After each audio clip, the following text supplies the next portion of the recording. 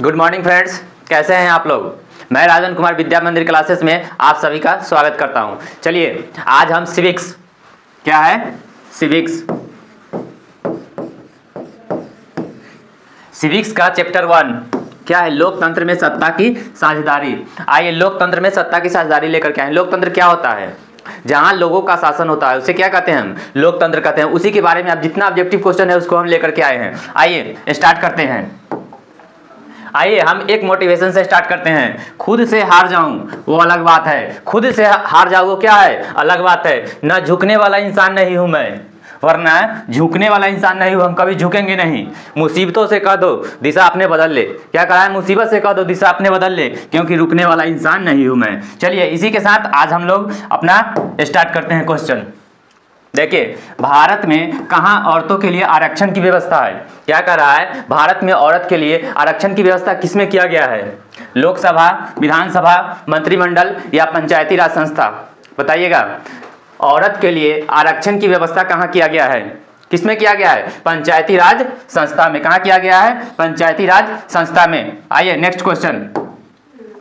भारत में सर्वोच्च न्यायालय के मुख्य न्यायाधीश की नियुक्ति कौन करता है। कह रहा है सर्वोच्च न्यायालय यानी सुप्रीम कोर्ट, क्या कह रहा है, सुप्रीम कोर्ट के मुख्य न्यायाधीश, उसका जो मेन होता है मुख्य न्यायाधीश, उसकी नियुक्ति कौन करता है, प्रधानमंत्री, राष्ट्रपति, संसद या इनमें से कोई नहीं। बताइएगा, भारत में सर्वोच्च न्यायालय के मुख्य न्यायाधीश की नियुक्ति कौन करता है, कौन करता है, क्या मारेंगे, राष्ट्रपति। आइए नेक्स्ट। भारत में सामाजिक विभाजन है, सामाजिक में जो विभाजन है वो कैसा है, जटिल है, सरल है, न सरल है न जटिल है, या इनमें से सभी। बताइएगा, भारत में जो समाज में विभाजन होता है वो कैसा है, कैसा है, जटिल है, कैसा है, जटिल। आइए नेक्स्ट। भारत में राष्ट्रीय महिला आयोग अधिनियम, क्या कह रहा है, राष्ट्रीय महिला आयोग अधिनियम कब बना था, 1960, 1970, 1980 या 1990। बताइएगा कब बना था। भारत में जो महिला आयोग अधिनियम था कब बना था, 1990 में। कब बना था, 1990 ईस्वी में महिला आयोग का अधिनियम बना था। आइए नेक्स्ट। भारत में मतदान होने की न्यूनतम आयु, भारत में जो मतदान होने की न्यूनतम आयु मतलब मतदान हम कितने वर्ष की उम्र हो जाएगा तो हम मतदान कर सकते हैं। बताइएगा, 16 वर्ष, 17 वर्ष, 18 वर्ष, 21 वर्ष। कमेंट कीजिए कितने वर्ष में कर सकते हैं हम लोग मतदान, कितने वर्ष में, 18। आइए नेक्स्ट। सांप्रदायिक राजनीतिक किस पर आधारित है, सांप्रदायिक जो है राजनीति किस पर आधारित है, किस पर है। फर्स्ट ऑप्शन कर रहा है एक धर्म दूसरे से क्या है, श्रेष्ठ है। सेकंड कर रहा है विभिन्न धर्मों के लोग समान नागरिक के रूप में खुशी खुशी साथ रहते हैं। थर्ड कर रहा है एक धर्म के अनुयायी एक समुदाय बनाते हैं। फोर्थ कर रहा है किसी धार्मिक समूह का प्रभुत्व बाकी सभी धर्मों पर कायम रखने में शासन की शक्ति का प्रयोग नहीं किया जाता है। बताइएगा इसमें क्या होगा, अच्छे का। सांप्रदायिक राजनीतिक किस पर आधारित है, किस पर है, एक धर्म के, सी नंबर होगा ऑप्शन, एक धर्म के अनुयायी एक समुदाय बनाते हैं। क्या होता है, एक धर्म के अनुयायी जो होते हैं, अनुयायी मतलब एक धर्म को मानने वाले एक समुदाय बनाते हैं, मतलब वो एक धर्म रह करके एक धर्म के लोग और एक तरह क्या एक समुदाय का निर्माण करते हैं, वही क्या कहलाता है, सांप्रदायिकता कहलाता है। आइए नेक्स्ट। सामाजिक विभाजन का आधार नहीं है, इसमें से 3 होगा कोई ऑप्शन। सामाजिक विभाजन, जो समाज में विभाजन होता है, समाज में हम लोग हिंदू मुस्लिम सिख ईसाई सब लोग बांट कर रहते हैं ना, वह क्या है, कौन सा नहीं है। धर्म के हिसाब से हम लोग बांटते हैं कि नहीं बांटते हैं, हिंदू मुस्लिम सिख ईसाई सब बढ़ता है। भाषा के हिसाब से बांटते हैं कि नहीं बांटते हैं, कोई भोजपुरी बोल रहा है वो अलग रहता है, कोई हिंदी बोल रहा है अलग रहता है, ये सब होता है। मानवता के आधार पर हम बांटते हैं या जाति के आधार पर बांटते हैं, कौन कौन, SC पहले जनरल आ जाता है, उसके बाद OBC SC ST ये सब होता है। ये तीनों तो धर्म के आधार पर भी हम बांटते हैं, भाषा के आधार पर भी बांटते हैं, जाति के आधार पर भी बांटते हैं। मानवता क्या होता है, कोई हम लोग मानव क्या है, सभी एक जगह रहते हैं, कितना भी सभी के शरीर में क्या खून रहता है, तो सभी मानव क्या है, एक है। तो मानवता कोई आधार जाति नहीं होता है। इसलिए सामाजिक विभाजन का आधार क्या क्या हो जाएगा, धर्म भाषा जाति हो जाएगा। और यहाँ पे कह रहा है नहीं, तो नहीं कौन हो जाएगा, मानवता नहीं हो जाएगा। आइए नेक्स्ट। भारतीय संविधान के अनुच्छेद 19 क्या कर रहा है, आर्टिकल 19 में देश के सभी नागरिकों को कौन सा मूल अधिकार दिया जाता है, सभी नागरिकों को कौन सा मूल अधिकार दिया जाता है। अनुच्छेद 19 के तहत हमारे संविधान में नागरिक को कौन सा मूल अधिकार दिया जाता है, स्वतंत्रता का अधिकार, समानता का अधिकार, संवैधानिक उपचार का अधिकार, या इनमें से कोई नहीं। बताइए, भारतीय संविधान के अनुसार अनुसार अनुच्छेद 19 में कौन सा मूल अधिकार नागरिक को दिया जाता है, जो नागरिक को दिया जाता है, कौन सा बताइएगा, कौन सा दिया जाता है? समानता का अधिकार। क्या चीज का दिया जाता है? समानता का अधिकार। आइए नेक्स्ट, सांप्रदायिक राजनीति आधारित होती है। सांप्रदायिक राजनीति आधारित होती है, किस पर आधारित होती है? धर्म पर, जाति पर, क्षेत्र पर, या इनमें से कोई नहीं। सांप्रदायिक राजनीतिक आधारित होती है, किस पे? राजनीतिक होती है। अभी किस पे चल रहा है अधिकतर, बताइए आप लोग, कमेंट कीजिए, किस पर? धर्म पर या जाति पर? धर्म को लेकर के अभी ज्यादा चल रहा है। किस पर चल रहा है? धर्म पे। आइए नेक्स्ट, सत्ता में साझेदारी के पक्ष में सही तर्क क्या है? सत्ता के साझेदारी के पक्ष में, एक मिनट रुक जाइएगा, तो सॉरी यहाँ पे सही होगा, टाइपिंग मिस्टेक है। क्या है? सही तर्क क्या है, मतलब सही कौन है इसमें? सत्ता के साझेदारी के बारे में इसमें सही कौन सा कह रहा है? विभिन्न समुदाय के बीच टकराव कम करती है, सत्ता की साझेदारी टकराव कम करती है, या निर्णय लेने में देर करती है, या विविधता को अपने में समेट लेती है, या देश की एकता को कमजोर करती है? बताइएगा, सत्ता की साझेदारी क्या है? क्या है? विभिन्न समुदाय के बीच टकराव को कम करती है सत्ता के साझेदारी। अब देखिए, सत्ता का साझेदारी, जैसे कोई दो व्यक्ति है, तीन व्यक्ति एक जगह मिल करके और साझेदारी करते तो दोनों में आपस में क्या होगा? टकराव की कमी हो जाती है। तो वही कह रहा है, विभिन्न समुदाय के बीच टकराव को कम करती है। सत्ता की साझेदारी क्या करती है? टकराव को कम कर देती है। आइए नेक्स्ट, संघ सरकार का उदाहरण है। संघ सरकार जो है किसका उदाहरण है? अमेरिका या भारत का, चीन का, ब्रिटेन का, या इनमें से कोई नहीं। संघ सरकार जो है किसका उदाहरण है? संघ सरकार कहाँ कहाँ है? कहाँ है? अमेरिका और अपने भारत में भी कैसी है? संघीय सरकार है ना, तो अमेरिका में भी संघीय सरकार है। अब पूछे, सबसे बड़ा लिखित संविधान कहाँ का है? सबसे बड़ा लिखित संविधान भारत का है। उसके बाद किसका आता है? अमेरिका का आता है। ठीक, आइए नेक्स्ट, संविधान का अनुच्छेद 15 घोषित करता है। संविधान का जो अनुच्छेद 15, हमारे संविधान में कितने अनुच्छेद हैं? बताइए, हमारे संविधान में कितने अनुच्छेद है? 395 अनुच्छेद थे। अभी वर्तमान में लगभग 470 के आसपास है। अभी वर्तमान में कितने हैं? लगभग 470 के आसपास हमारे संविधान में अनुच्छेद है। पहले कितने थे? 395 अनुच्छेद थे। अब कितने भाग हैं? भाग की संख्या 22। देखिए क्वेश्चन देखिए, संविधान का अनुच्छेद 15 घोषित करता है वंशवाद का समर्थन, नस्लवाद का, धर्म, वंश, जाति या वंश आधारित भेदभाव का विरोध करता है, या संप्रदायवाद का समर्थन करता है? बताइए, संविधान का अनुच्छेद 15 क्या घोषित करता है? क्या करता है? धर्म, वंश, जाति या वंश आधारित भेदभाव का विरोध करता है। आइए नेक्स्ट, 16वीं लोकसभा का चुनाव किस वर्ष हुआ था? 16वीं जो लोकसभा हुआ था, 16वीं लोकसभा का चुनाव किस वर्ष हुआ था? कब हुआ था? 2012, 13, 14 या 15? बताइएगा, 16वीं लोकसभा का चुनाव किस वर्ष हुआ था? कमेंट कीजिए, किस वर्ष हुआ था? 2014 में हुआ था। 16वीं लोकसभा चुनाव कब हुआ था? 2014। आइए नेक्स्ट, निम्नलिखित में से कौन केंद्र शासित प्रदेश है? कह रहा है केंद्र शासित प्रदेश कौन है? छत्तीसगढ़, उत्तराखंड, चंडीगढ़, केरल? कमेंट कीजिए, केंद्र शासित प्रदेश कौन है? केंद्र शासित प्रदेश कितना है अभी वर्तमान में? कितना है? 8। बताइएगा, इसमें से कौन है कह रहा है, कौन नहीं है? छत्तीसगढ़ है? नहीं है। उत्तराखंड? नहीं है। केरल है? नहीं है, केरल राज्य है। तो कौन बच जाएगा? चंडीगढ़। क्या हो जाएगा? चंडीगढ़। आइए नेक्स्ट, निम्नलिखित व्यक्तियों में कौन लोकतंत्र में रंग भेद के विरोधी नहीं थे? क्या कर रहा है? रंग भेद यानी काला गोरा में विभेद कौन नहीं करते थे?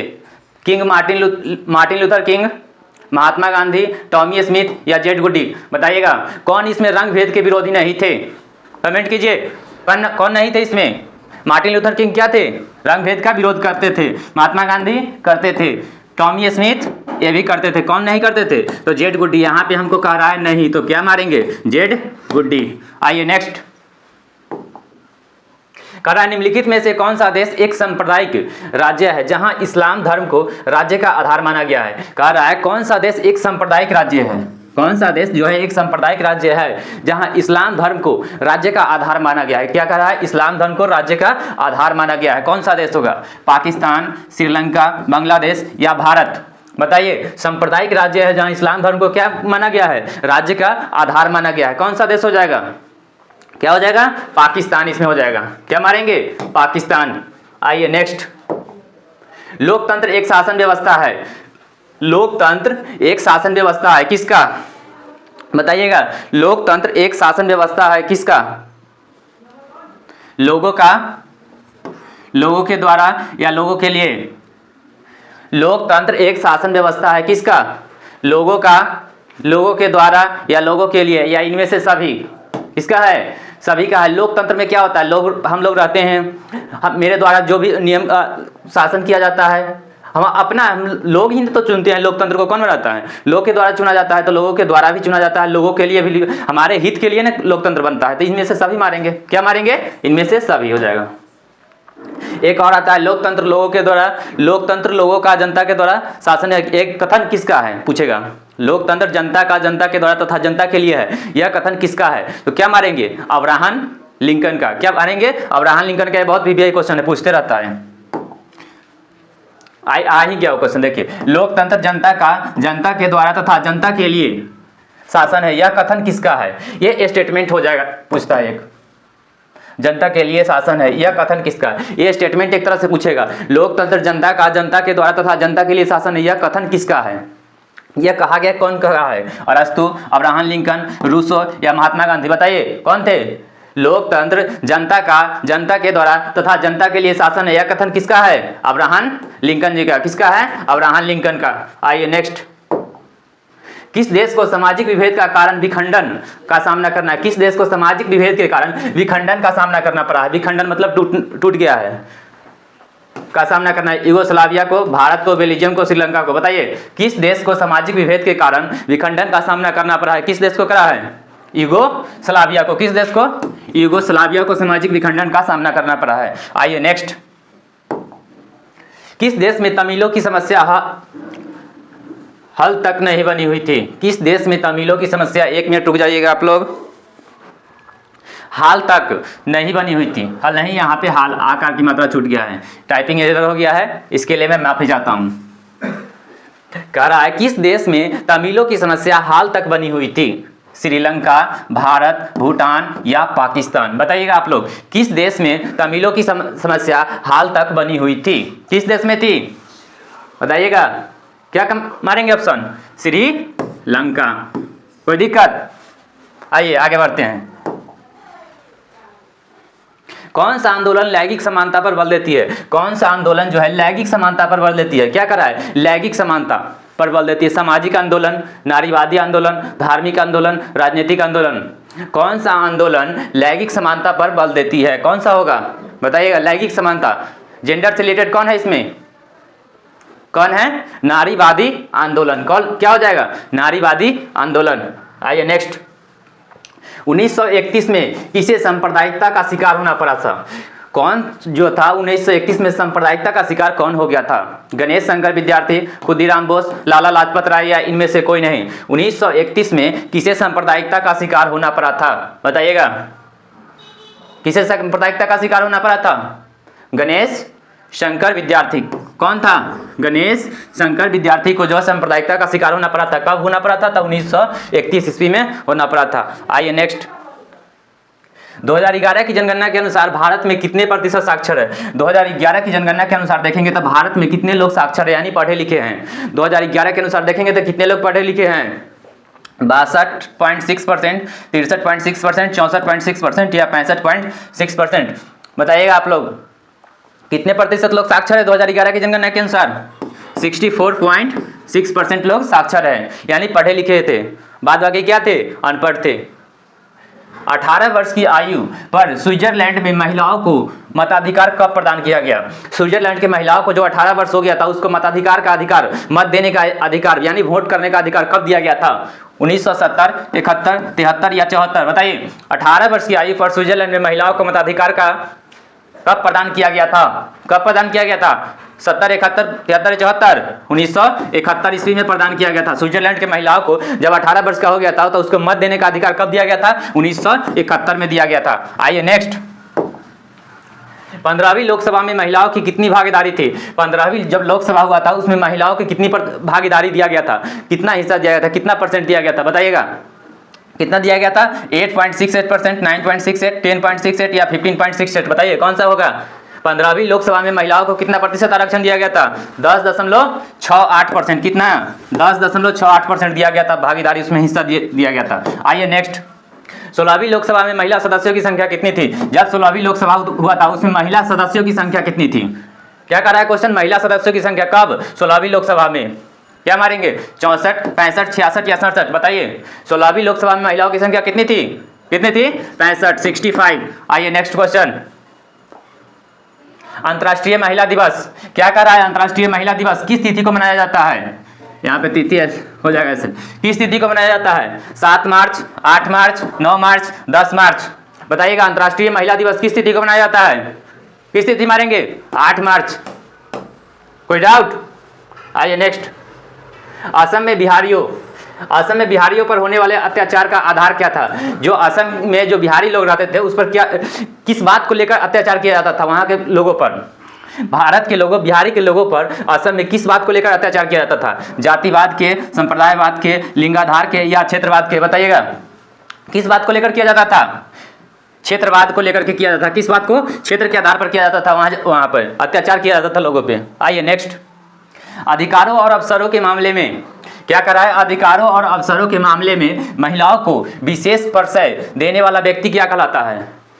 क्या कहलाता है? अधिकारों और अवसर के मामले में महिलाओं को विशेष परिचय देने वाला व्यक्ति को क्या कहलाता है? धर्मनिरपेक्ष, सांप्रदायिक, नारीवाद या इनमें से कोई नहीं? बताइए क्या कहलाता है? जब महिला से रिलेटेड है तो महिला से रिलेटेड कौन दिख रहा है? नारी। नारी क्या होता है? महिला से रिलेटेड होगी। ध्यान दीजिए, आप क्वेश्चन में ही आंसर छुपा हुआ रहता है। देखिए महिला है, महिला से रिलेटेड किसको जोड़ देंगे? तो नारी को जोड़ देंगे, तो नारी हो गया आंसर। आइए, वित्तीय राजधानी के रूप में किसे माना जाता है? वित्तीय राजधानी के रूप में किसे माना जाता है? बेंगलुरु, नई दिल्ली, मुंबई या पटना? वित्तीय राजधानी कहेगा तो क्या मारेंगे? बताइएगा आप लोग कहाँ जाएंगे? मुंबई के चल जाएंगे। कहाँ जाएंगे? मुंबई में चल जाएंगे। जैसा ही वित्तीय राजधानी कहाँ जा जाएगा, क्या मारेंगे? मुंबई में आ जाएंगे। आइए नेक्स्ट, दलित और महादलित क्या कह रहा है? दलित और महादलित की एक नई पहचान बना है। दलित और महादलित जो जानते हैं उसका एक नई पहचान कौन सा बन गया है? उत्तर प्रदेश, राजस्थान, बिहार या हरियाणा? दलित और महादलित की नई पहचान बना है कौन? कौन बना है? अपना बिहार। कौन बना है? अपना बिहार। याद रखिएगा आप लोग। आइए, मुंबई में उत्तर भारतीय हिंदी भाषी लोग जाने जाते हैं। मुंबई में, एक मिनट रुक जाइएगा आप लोग।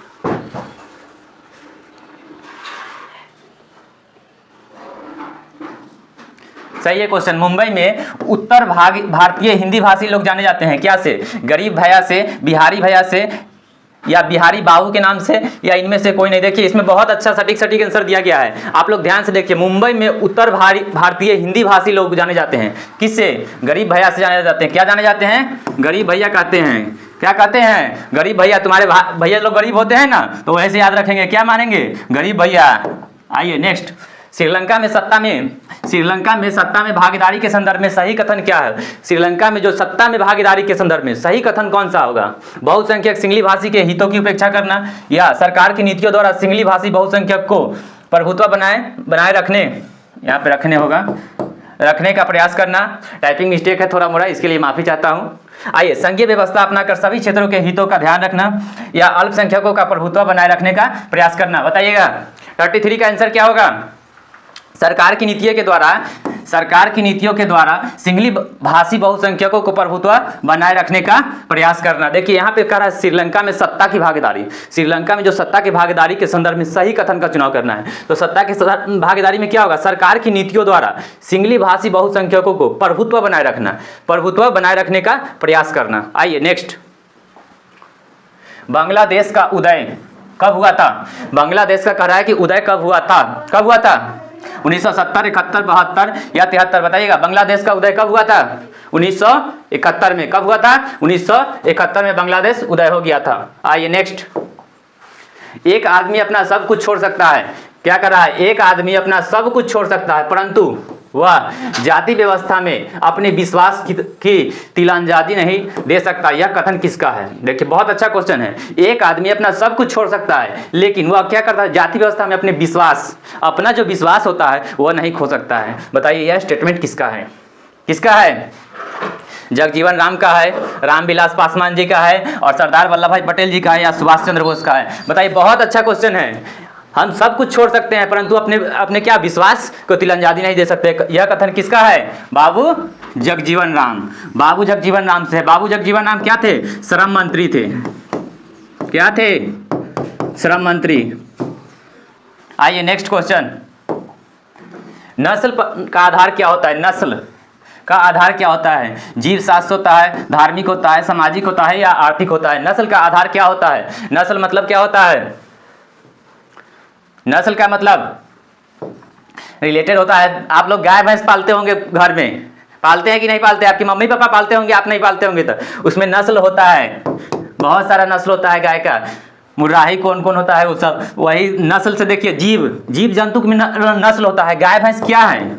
ये सब जीव जंतु है। जीव से रिलेटेड क्या हो जाएगा? जीव शास्त्र हो जाएगा। मार देंगे, हो गया आंसर। आइए नेक्स्ट। जब हम लैंगिक विभाजन की बात करते हैं, जब हम लैंगिक विभाजन की बात करते हैं तो हमारा अभिप्राय होता है किससे? लैंगिक विभाजन की बात करते हैं तो हमारा अभिप्राय किससे होता है? स्त्री और पुरुषों के बीच जैविक अंतर से, समाज द्वारा स्त्री और पुरुषों को दी गई असमान भूमिका से, लोकतांत्रिक व्यवस्था में महिलाओं को मतदान अधिकार न मिलना, या थर्ड फोर्थ का बालक और बालिकाओं की संख्या का अनुपात से। बताइए, जब हम लैंगिक का विभाजन की बात करते हैं तो किसमें जाता है? किसमें जाएगा? समाज में। लैंगिक विभाजन कहाँ देखा जाता है? अधिकतर समाज में। लोग कहते हैं ये लड़का है, लड़की है, ऐसे चल रही है, ये ज़्यादा देखने को मिलता है हमारे समाज में। तो उसमें क्या होगा? समाज में स्त्रियों पुरुषों को दी गई असमान भूमिकाएं। असमान, जैसे स्त्री को क्या कहता है कि घर से बाहर नहीं निकलना, पुरुष बाहर का काम करेगा। ये सब हमारे समाज में बहुत देखने को मिलता है अभी। तो इसलिए क्या होगा? समाज द्वारा स्त्री और पुरुषों को दी गई असमान भूमिकाएं। आइए नेक्स्ट। मैक्सिको ओलंपिक समारोह के दौरान किया गया विरोध का कारण क्या था? मैक्सिको ओलंपिक के समारोह, जब मैक्सिको में ओलंपिक समारोह हुआ था उस दौरान किया गया विरोध का कारण क्या था? कौन सा कारण से विरोध हुआ था? नस्लवाद के, क्षेत्रवाद के, संप्रदायवाद से, या वर्गवाद से? बताइएगा, किस के आधार पर किया गया था? उसमें नस्लवाद के आधार पर विरोध का सामना करना पड़ा था, नस्ल के आधार पर। आइए नेक्स्ट।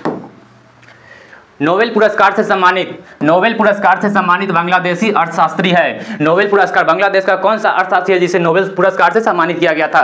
बताइए, कमेंट कीजिए, कौन सा था? प्रोफेसर मोहम्मद यूनुस को किया गया था। किसको? प्रोफेसर मोहम्मद यूनुस। आइए नेक्स्ट क्वेश्चन। धर्म को समुदाय का मुख्य आधार मानने वाला व्यक्ति क्या कहलाता है? धर्म को समुदाय का मुख्य आधार मानने वाले व्यक्ति को क्या कहा जाता है? धर्मनिरपेक्ष, सांप्रदायिक, जातिवाद, आदर्शवाद? बताइएगा, धर्म को समुदाय का मुख्य आधार मानने वाले व्यक्ति को क्या कहा जाता है? कमेंट कीजिए, क्या कहा जाता है? सांप्रदायिक कहा जाता है। क्या कहा जाता है? सांप्रदायिक कहा जाता है। आइए, मेरा चैप्टर 1 का यहीं पे समाप्त हो रहा है। अब जितना ऑब्जेक्टिव था वो क्या हुआ? समाप्त हो गया। आज VVI ऑब्जेक्टिव सब समाप्त हो गया। चलिए देखिए इसको आप लोग, और जहां से इसमें पूछने का मन है कमेंट कीजिए ना। आप लोग कमेंट नहीं करते हैं, कमेंट कीजिए। जहां से जमीन से लेकर आसमान तक जहां से पूछना होगा वहां पर कमेंट कीजिए आप। चलिए, अच्छा लगा हो तो लाइक करिए, शेयर करिए और सब्सक्राइब करिए। जय हिंद दोस्तों।